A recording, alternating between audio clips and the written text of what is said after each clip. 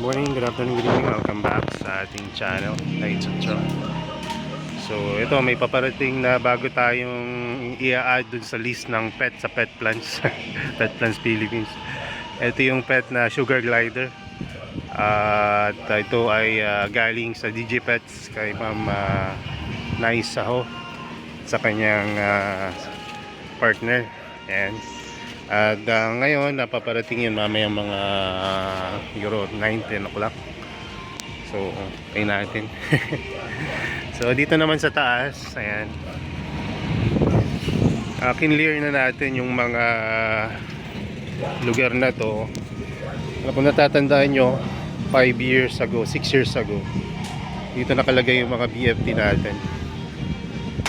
So kaya naka-clear yan dahil may paparating na BFT. Medyo marami na konti. Kaya para malalagyan natin yan. So may mga classic, may mga rare. Hopefully end of the March or next month na April or May, maka-collect rin tayo ng mga ultra rare. Hindi madaling i-collect kasi may kamahalan ang presyo at ganoon din malayo yung pagmumulan, kaya tingnan natin kung kamusta ang magiging shipping nun. So ito pala yung ating mga update sa ating mga plans. Kung makikita nyo, kadidilig ko lang na ito isang araw kahapon. Tingnan nyo, 21 na agad, oh. As in parang crunchy, pero tingnan nyo buhay pa, diba? Kasi yung ilalim niyan meron pa ring moisture. Pero pagka ganyan na yung itsura ng media nyo, indication na yan na magdilig kayo, no? So medyo maingay pa lang ngayon, baka demonetize tong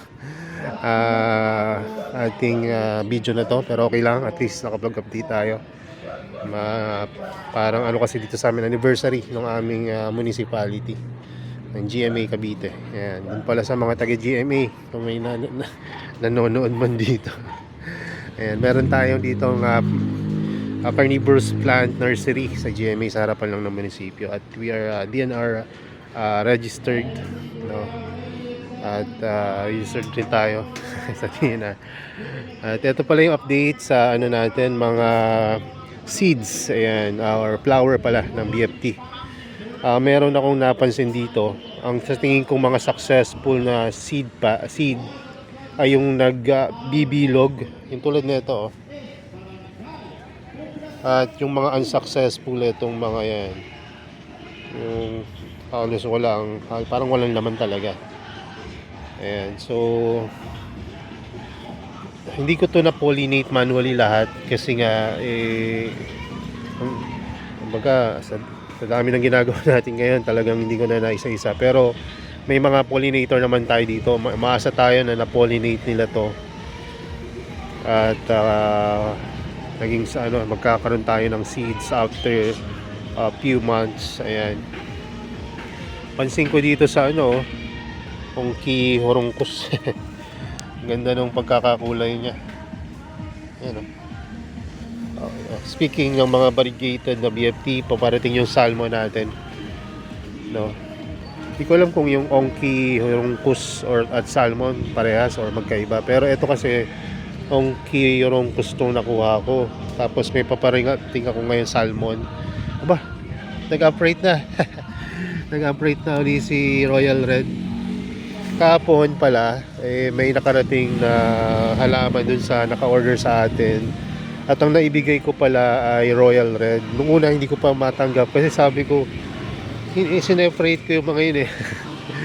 Yung pala may napahalo talagang Royal Red doon sa dito sa may Archangel. Pansinin nyo, ito yung aking Royal Red. Pagtabihin natin yung Royal Red tsaka yung Archangel. Tingnan natin yung diferensya. So ito, yan ay Royal Red. Ang Royal Red, para sa ano, sa mga hindi nakakaalam, ano talaga siya, manipis yung petiole. Ayun yung kanyang usual na representation sa online tsaka sa pagiging cultivar niya. Pag nakikita nyo, ganyan talaga ang ano, Royal Red. Ayun, no? Kahit yung mga Royal Red ko 6 years ago, ganyan na ganyan pa rin yung itsura. So syempre, kaya nga may cultivar na tinatawag. Yan talaga, meron siyang specific na traits. Pero alam nyo ba, ang BFT, kahit tanongin nyo pa yung mga Hokage natin dyan at yung mga bago na mga nag-aalaga na naka-cycle na ng kanilang mga halaman dito sa Pilipinas, ang BFT talaga ay nagbabago yung kanyang traits, kaya mas maganda talaga kung malalagyan nyo ng label, no? Ako nga na naglagay ng label na mali pa rin ako no? So lagyan nyo ng label yan kasi nagbabago yung kanilang mga form at traits.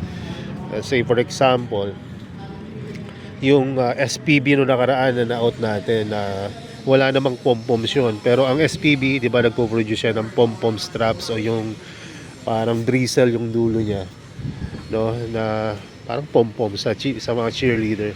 So, pero dumadating sa time na nagpo-produce siya ng mga normal traps, no, yung walang mga pom-poms. So, ay, dito pala daanan ng mga dito pa naman magpa-parking mamaya sila mga guys. Ayan, anyway, update ko na lang. So, ito yung ating Archangel. Kung makikita nyo, arc siya. Pa-arc to. Ito yung magandang the perfect example ng kanyang traps. Ayan ang Archangel. Ayan. Yung kulay niya, may pagkakaiba siya sa Royal Red Para siyang ewan ko yun, kung may nakarinig na sa inyo, ito yung nakakaalam lang ng cultivar na to, yung mga yung mga Jurassic, no, yung DM Rosabella.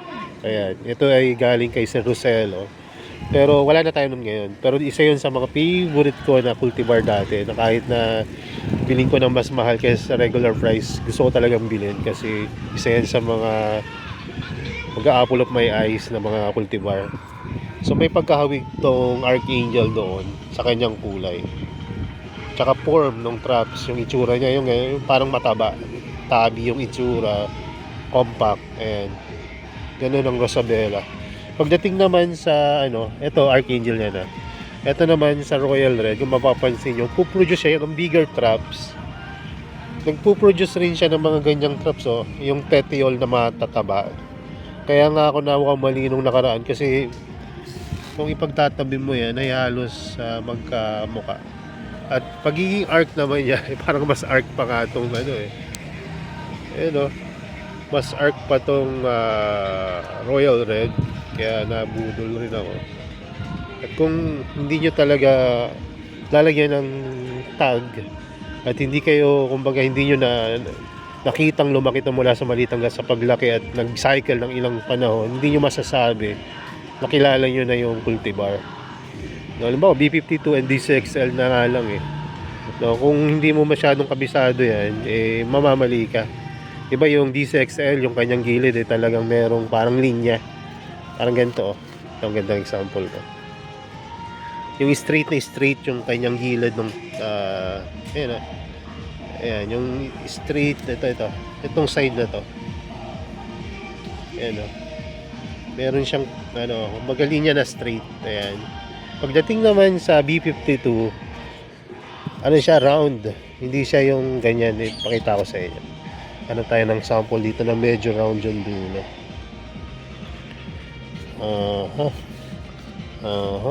Ito. Parang round. Saan ba yun? Pero paghanap na example nung ito. Ang B52 parang ganito, itong round trap. Round kasi sa yung gilid niya. No, ang B52 parang ganyan. Medyo pa-curve yung kanyang dulo ng kanyang traps, no. So just to give you some example, no, kaya ako na nabanggit yung B52 and D6XL. Dahil ayun yung pinaka-common na mga favorite ng mga classic na nagko-collect niyan. No, so ingat tayo dun sa pag-label tsaka pagpapat at pagsama-sama ng halaman natin na ayun nga biruin nyo, pinicture-picturean ko pa yun, hindi ko man na nakita yung label kasi confident ako na ayun talaga yun. Yung pala iba yung nadampot ko, but anyway, kasalanan ko yun, talagang honest mistake na talaga. So ang gagawin ko na ngayon, per tray na uli. Dati kasi ganun ang ginagawa natin, per tray yung mga cultivar. So ngayon, literal na per tray kasi medyo marami-rami yung darating. So magdidilig ako mamaya na akong didilig. Yung gagawin kong magdidilig dito, water tray lang. Ilalagay ko dito yung tubig directly. Tapos bahala na siyang mag-absorb pataas. Kasi hindi ko rin pwedeng gawin yun nasa taas kasi sa malakas na hindi ako gumagamit masyado dito sa outdoor ng mist. Kasi dali ring namang matuyo. Cost talaga kasi para ma-absorb sa ilalim matagal yung buhay ng tubig na na-absorb. No, at dito naman sa traps trigger kung malakas yung pressure. Pagdating naman sa mga flower, no, hindi magiging hindi mapopollinate maayos. Baka matunaw lang yung bulaklak kapag nabasa ng gusto.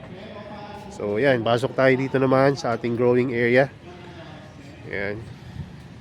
Kung mapapansin nyo, medyo kinlear natin yung ibang mga anik-anik dito. At yung lahat ng sphagnumos, ito oh. Alam nyo bang etong sphagnumos na to, siguro ilang taon na to dito. Galing pa to kay Ma'am Sara Olay. Kay Ma'am Sara ba o dun sa kanyang kapatid? But anyway, galing yan sa Olay sister. Yan, lumipat sila ng time na yon ng bahay. Lahat ng moss na meron sila, pinakyaw natin. Kaya kahit yung mga moss na mga luma, yung mga naging peat na nabili natin, which is ito yun. Meron tayong peat moss yan, yung mga sinaunang moss. Ayan. Tapos, dito naman sa ating growing area dito, may babaguhin tayo dito. I-improve sa susunod. Maganda na yung condition dito, kita nyo naman. Alam mo yung mga natin yan, ang ganda ng mga success, pagpapatubo natin ng mga rootstock ng sabihin ko sana grape strawberry. Ano yan? Nepenthes na variegated gracili. So ito naman yung mga pinutol ko sa taas nila. Successful na rin naman. May mga tumubo na rin dyan. Hindi ko masyado Ito. Ayan, may mga may mga growth na yan. Kahit na ito, yung mga mabababa yung chance ng meron na rin yan. Yung iba, ano ba? Ayan, example. Example. Nasaan na? Makakita. At anyway, meron yan. Meron yan. Ayan, so ayan. Natagal niyan ilang mag-iisang buwan na yan. Pag green pa rin, sigurado meron yan. Ayan. Diba? Ayan, meron ng malamang may ugat-ugat na rin yan. So, eto naman yung eto naman yung Regia. Yung nakabili ng Regia ko, ewan ko, sana mabuhay niya. Naripat agad. Tapos eto pala yung mga Ampullaria. Ayan, ang gaganda Iibig na rin ako sa Ampullaria ngayon. Baka kumuha ko ng marami ulit next month or sa susunod na mga panahon. Ayan.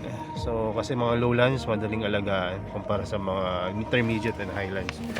So makikita nyo wala na dito yung mga sphagnum sa ilalim. Makikita ko mamaya kung nasaan yun. Nakita nyo na yun dun sa mga subaybay sa Facebook page. At ipapaliwanag ko yung pinakamahal na bagay na matutunan natin ngayon, yung example na yan sa mga sphagnum. Anong mahalaga doon, makikita nyo mamaya. So ayun yung mga plants. Tapos yung mga alba natin na yung iba buhay, yung iba na deads. Medyo medyo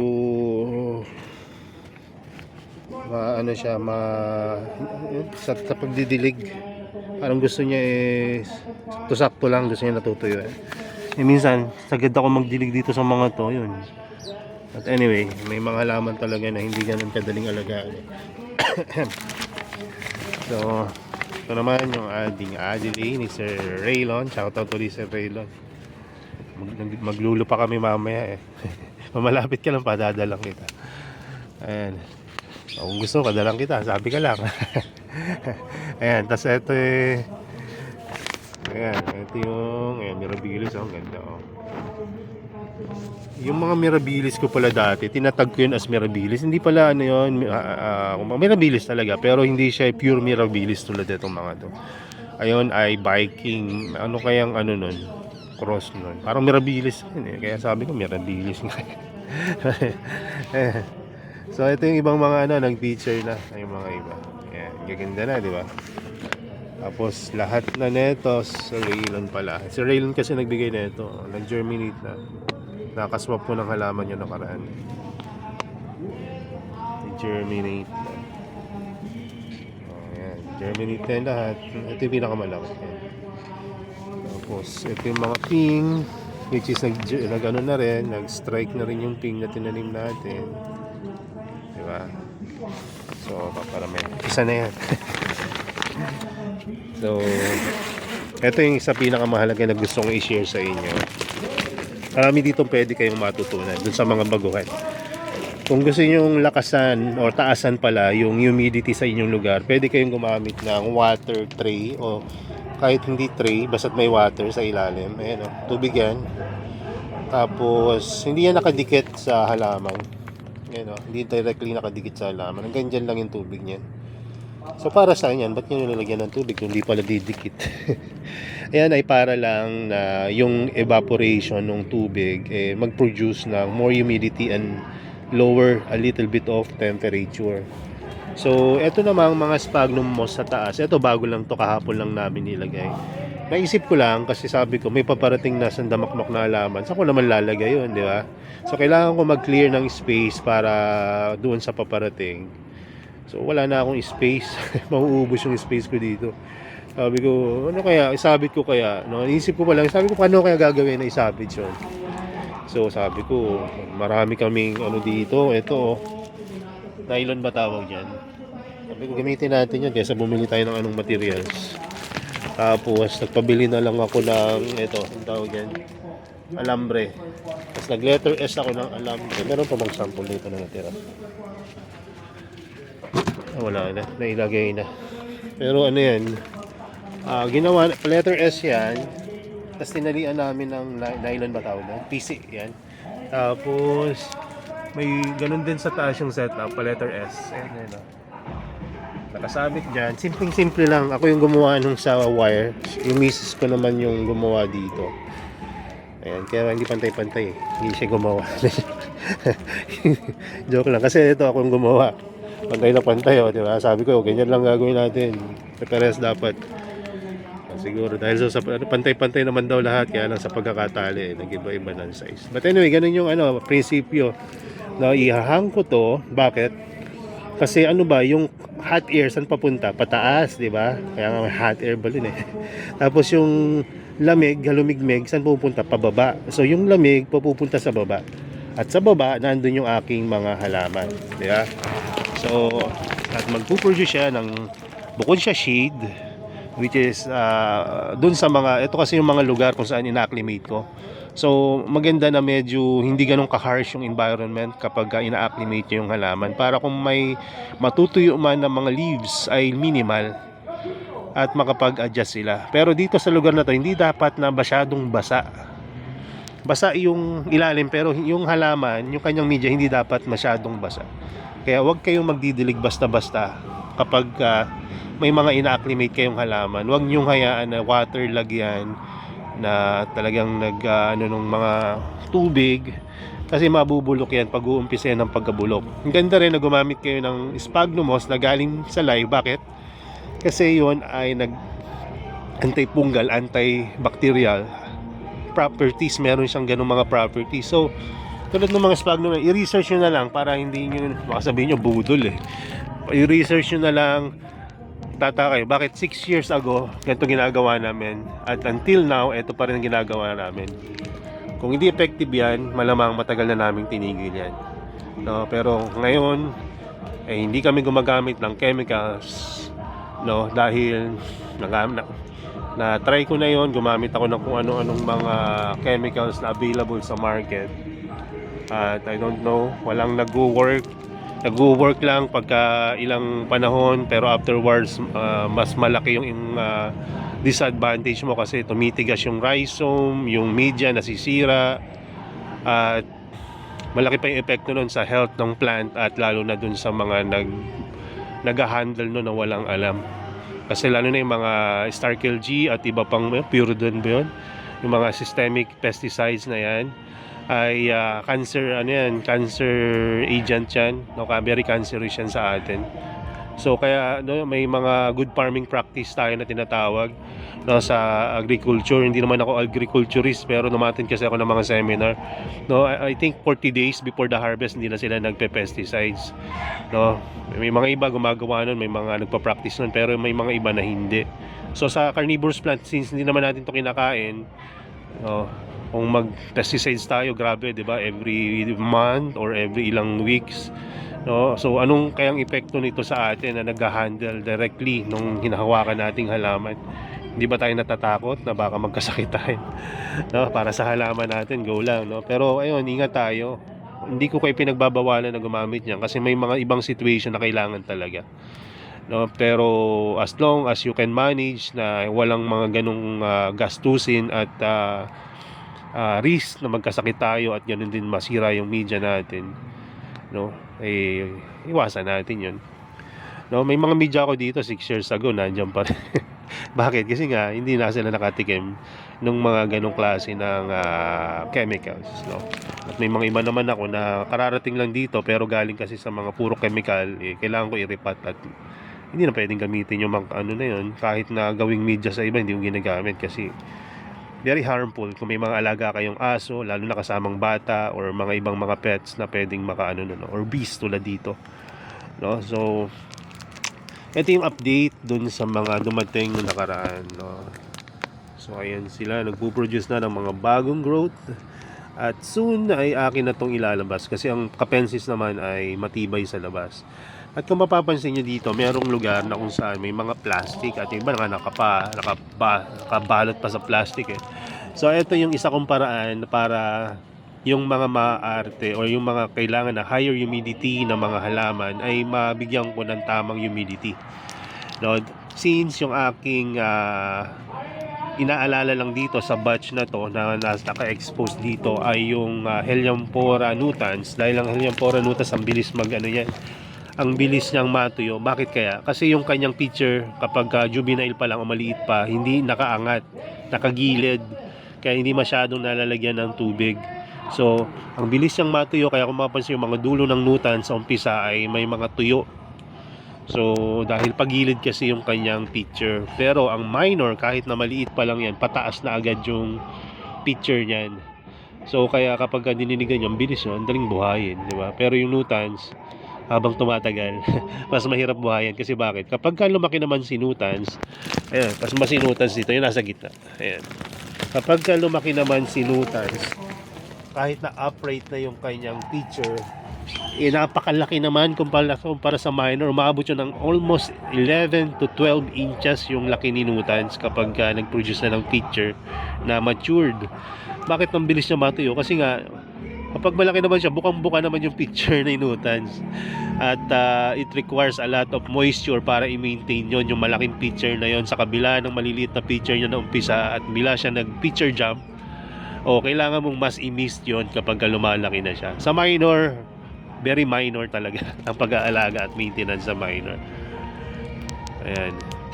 So dali lang buhayin si minor. Tapos kahit na dati napulsan ko yan, eh, buhay pa rin. Kaya lang bagal nila lumaki kapag pulsan. Kaya kailangan medyo may shade at humidity para mabilis.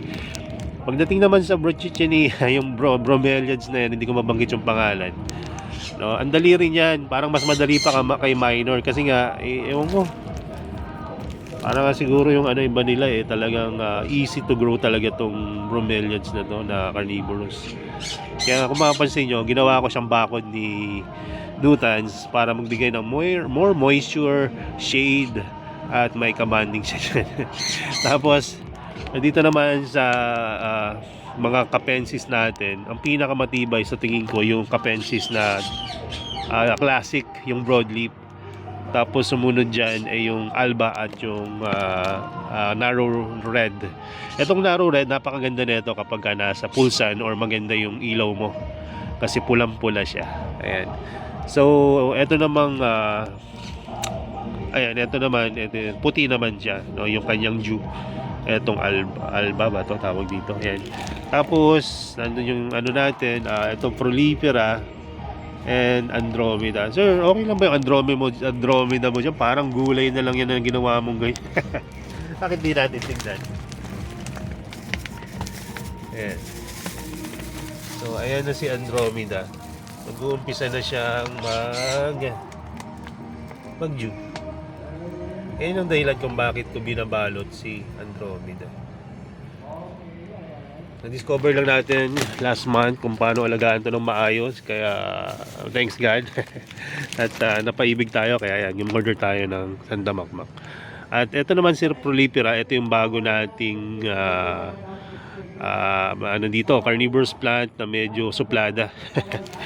Sabi kasi sa nung iba, nung mga napakausap ko, ito daw ay mahirap alagaan. Na-order ko na eh. So wala nang atrasan to. Tingnan natin sa mga susunod na panahon kung kamusta siya. Pero ngayon, hindi ko ito mabubuksan kasi nandun sa kabila yung yan. Yung buksan natin dito. Butasin ko kaya. Yan ang sayang eh. Anyway, edit ko. I-post ko tapos pakita ko sa inyo. Ibabaliktad ko lang. Wait lang. So, ito yung Capensis. Capensis. Ito yung Prolifera. Nabasa kasi yung phone ko. Nawala ako sa sarili. Pagkalipat ko dito, nilabas ko mula doon. Natuluan yung cellphone ko ng tubig. Luma-luma ng cellphone. Mababasa pa eh. Ayan. Ito yung itsura ni Prolifera ngayon. Nagpo-proliferate pa rin. Dumadami pa rin naman. Ayan nag-June na. Ayos.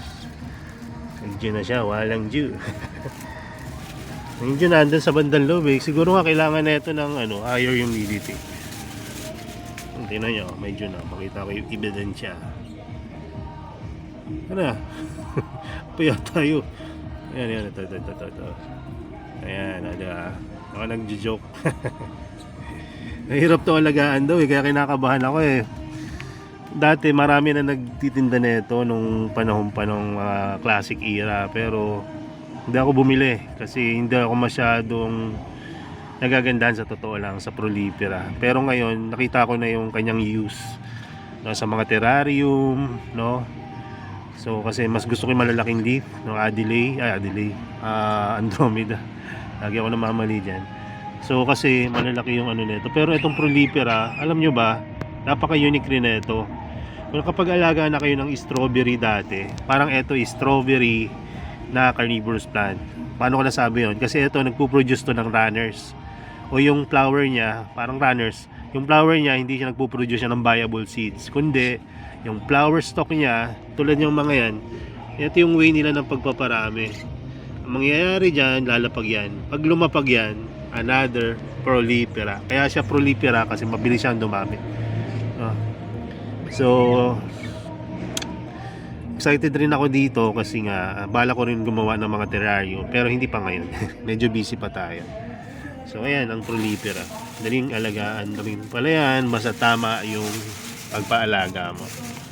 So ibalik ko lang dun saglit lang. So ayan, meron din naman akong babaguhin yung setup dito. Mali kasi yata itong ginagawa ko. Ito, meron ditong mga Cephalotus na sa pagkaka-research ko, hindi dapat ganito yung setup. Tingnan nyo naman kung gaano kataas yung humidity niya, mga 90 to 100 yung humidity niyan. Although nilagyan ko yan ng singawan sa gilid, which is nawala.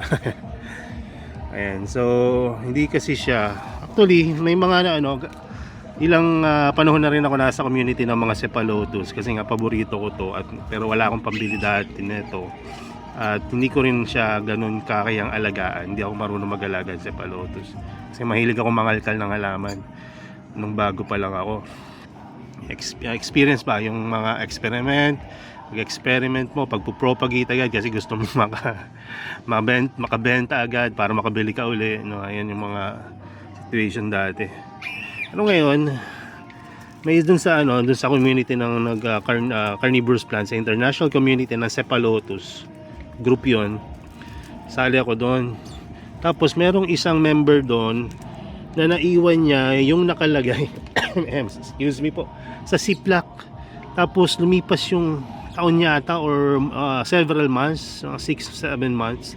Pagtingin niya doon sa propagation niya, ang ganda, may mga matured feature. Magugulat kayo, may kulay pa, hindi ko pagka nakita ko, i-share ko sa page natin, at sabi ko, pwede pala mabuhay ng ganun yung humidity, tapos hindi niya diniligan yun ng 7 buwan.